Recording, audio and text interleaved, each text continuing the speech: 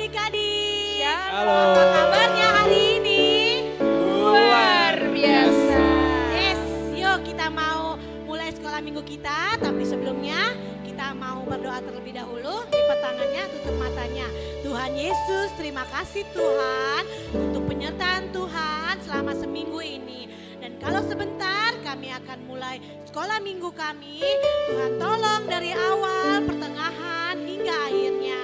Hanya di dalam nama Tuhan Yesus kami sudah berdoa dan kami siap untuk memuji Tuhan. Haleluya. Amin. Semuanya bangkit berdiri ya, adik-adik yang di rumah. Ayo semuanya bangkit berdiri. Kasih Yesus manis dan indah. Kasih Yesus manis dan indah. Kasih Yesus manis dan indah. Oh oh oh, sungguh indah. Kasih Yesus manis dan indah. Kasih Yesus manis dan indah. Kasih Yesus manis dan indah. Oh oh oh, sungguh indah.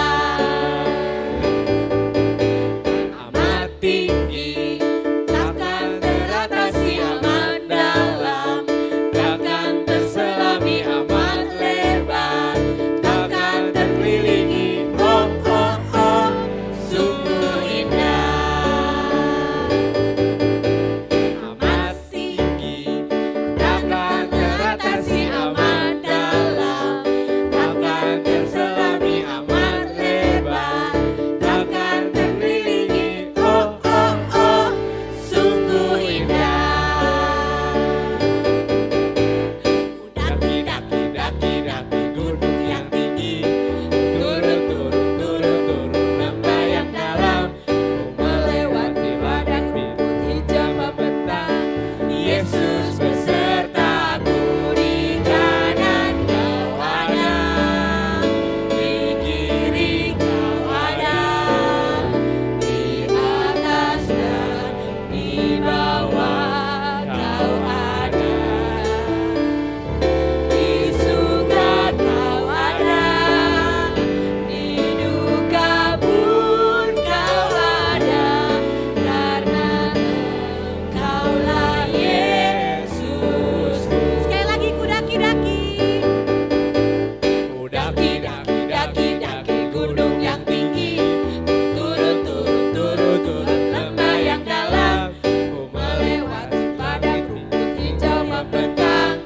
Yesus besertaku, di kanan kau ada, di kiri kau ada, di atas dan di bawah kau ada,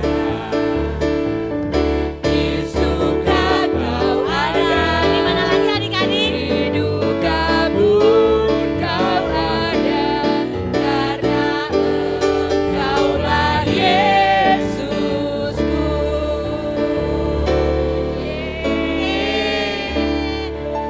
Ya adik-adik boleh duduk kembali sekarang yang di rumah. Yuk kita sekarang tiba saatnya mau mendengarkan firman Tuhan.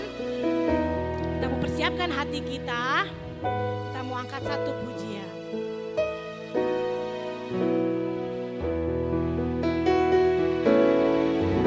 Ketika ku hadapi kehidupan ini, jalan mana yang harus ku pilih? Ku tahu ku tak mampu, ku tahu ku tak sanggup. Hanya Kau Tuhan tempat jawabanku. Aku pun tahu ku tak pernah sendiri, sebab Kau Allah yang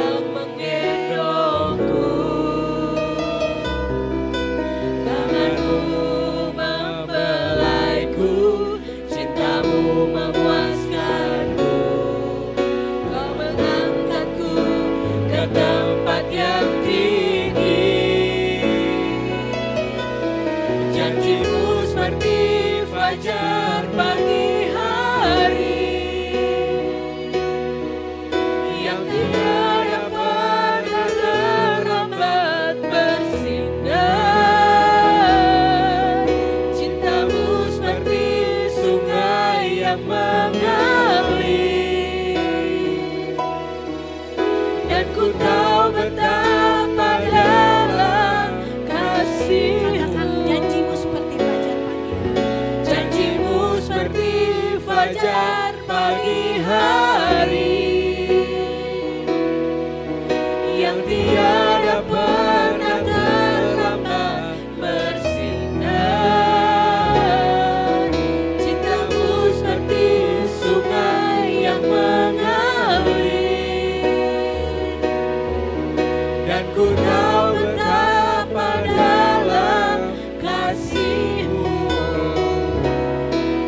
Dan ku tahu betapa dalam kasih-Mu. Dan ku tahu betapa dalam kasih-Mu.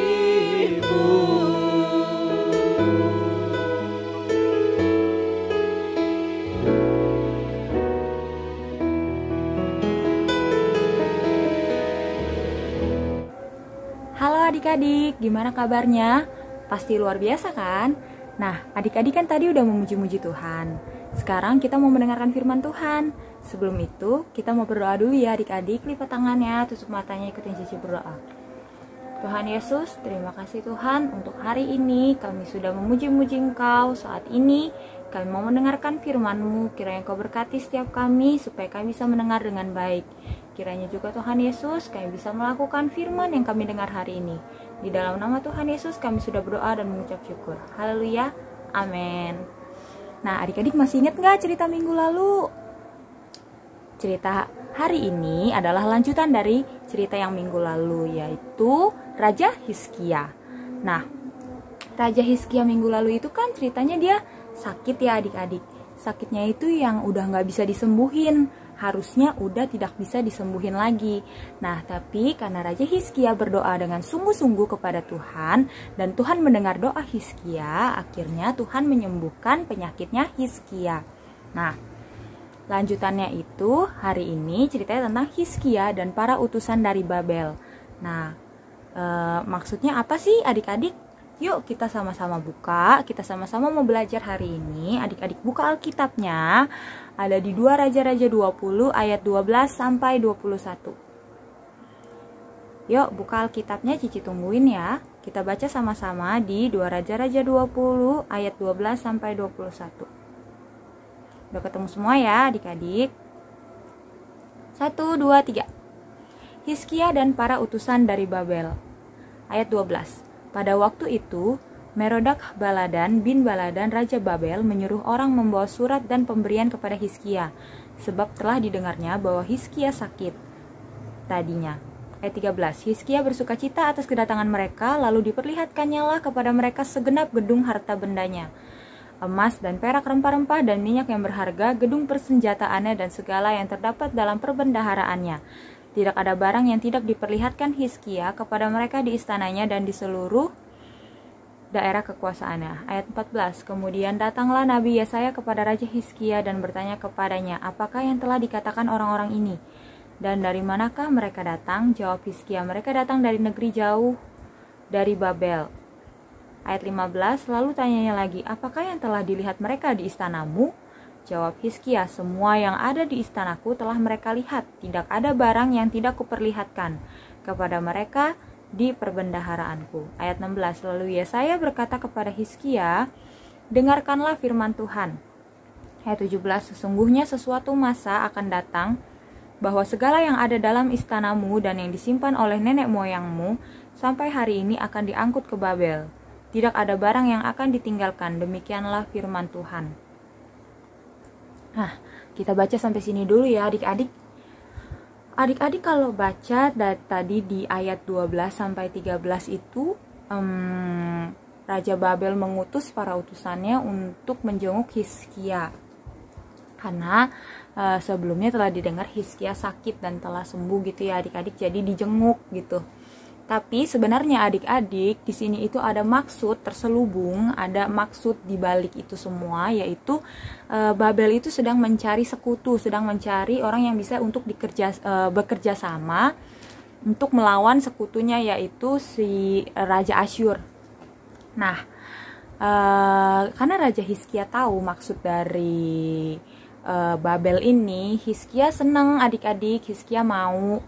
Nah, tapi dengan sifat kesombongannya dia, dengan sikap kesombongannya dia malah memperlihatkan semua harta bendanya, semua gedung-gedung persenjataannya, semua barang-barang yang berharga, semua dia kasih lihat ke Babel, ke para utusannya Babel itu. Bahkan dikatakan tidak ada satupun yang tidak diperlihatkan oleh si Raja Hizkia itu kepada para utusan dari Babel. Nah, sampai pada saatnya ada Nabi Yesaya datang kepada Raja Hizkia dan menyampaikan nubuatan yang diberikan oleh Tuhan kepada Raja Hizkia gitu ya, adik-adik, lewat Nabi Yesaya. Nah, Nabi Yesaya ini awalnya nanya sama Raja Hizkia, kamu kasih lihat apa aja ke mereka gitu ya adik-adik.